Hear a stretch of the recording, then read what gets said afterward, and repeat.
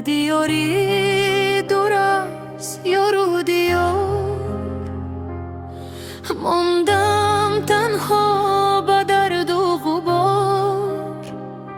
هر شب و هر روز با یادی وطن میگیرم آرام به صدای زمان.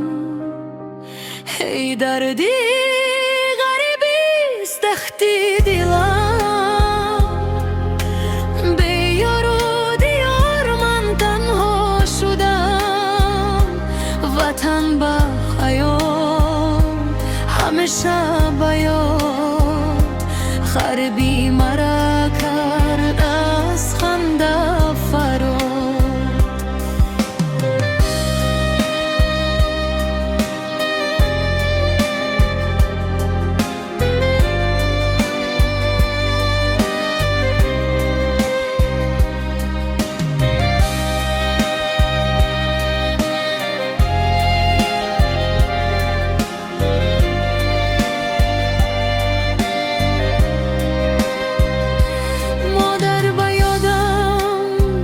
چشمانش پرو، پدر در حیات دلم به جواب. در شهرهای دور بگانه زمین میپرسم از خود کجاست راهیم. هی دردی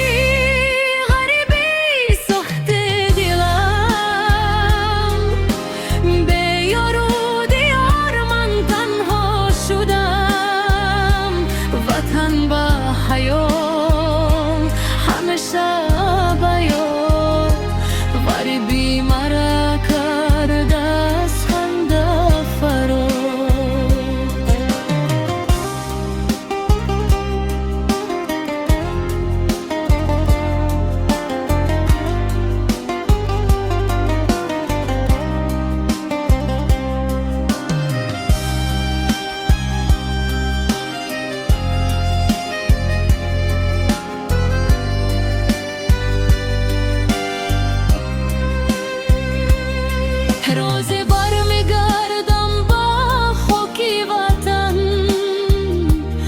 با آغوش گرمی مادر و پدر. تو آن دم صبر است همراهی من،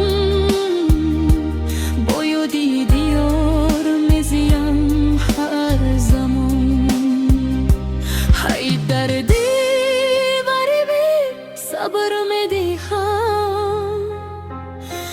با دلی شکسته امید میبندم.